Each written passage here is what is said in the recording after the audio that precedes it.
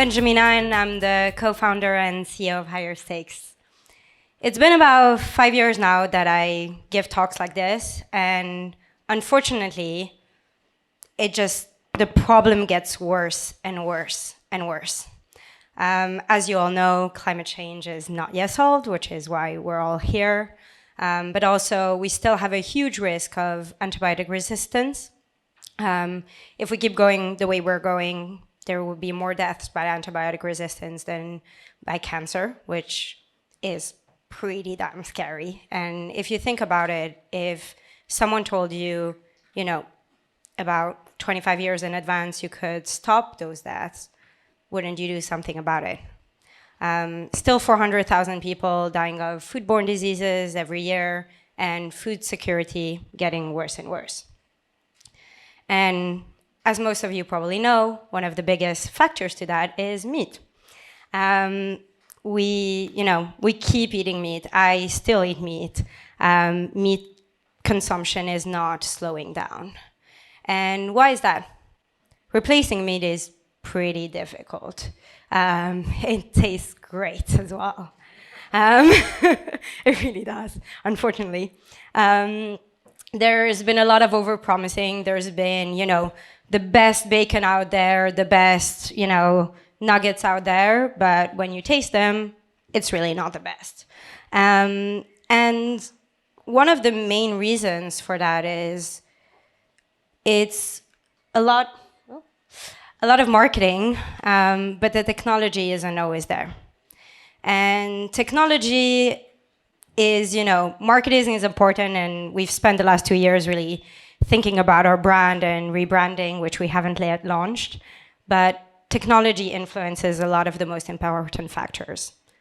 First one is cost. No one wants to buy things that are extremely expensive, and especially when they don't always taste good. So taste and nutrition as well. Also, availability, so knowing that you have a product, it's going to be there next week, and particularly at the start, but still today.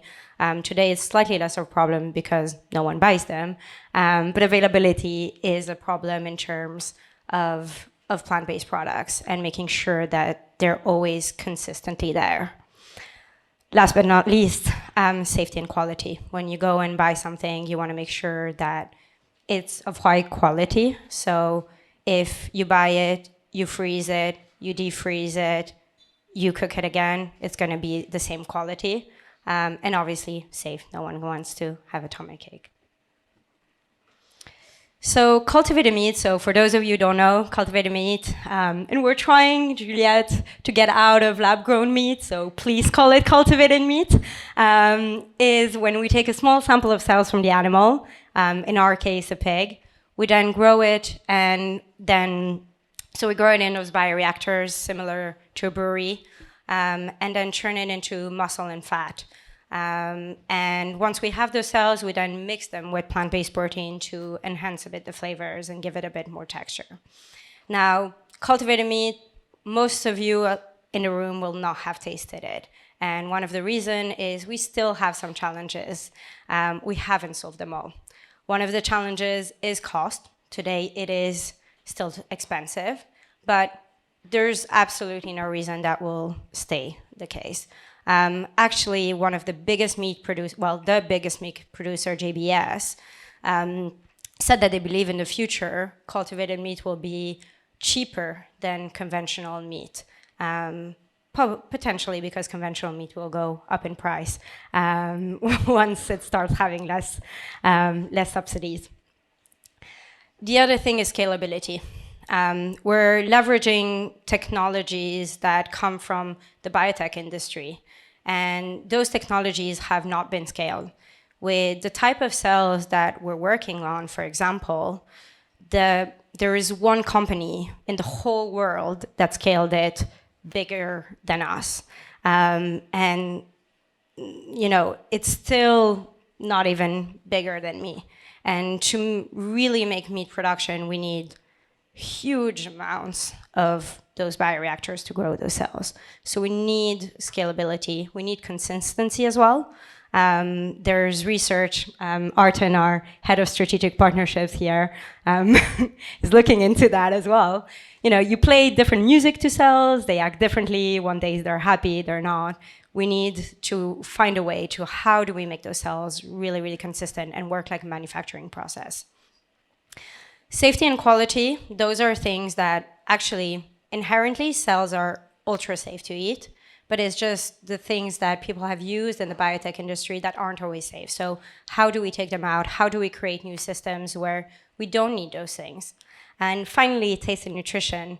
While I would love for the cells to just inherently, come out as a perfect bacon, it's not always the case. We have to work quite hard to get them to really have the same nutrition and enhance the taste, which is why at the start we're working with plant-based protein as well to help that.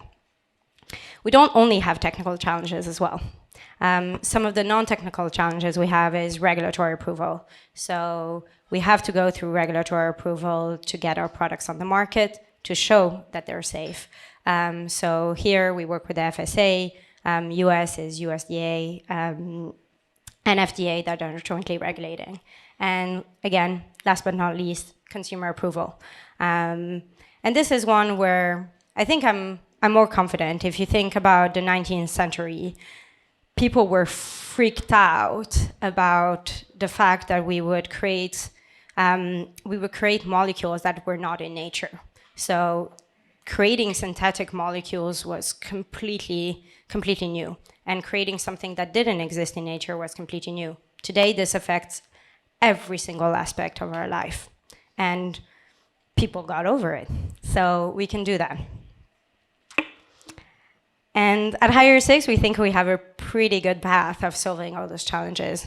We work with a cell type that is really, really scalable, and we have technologies as well that allow us to drop our costs much faster than anyone else. We work always with products that are already inherently safe, so we don't have to spend a lot of time doing lengthy studies to show how do we get them out of our process.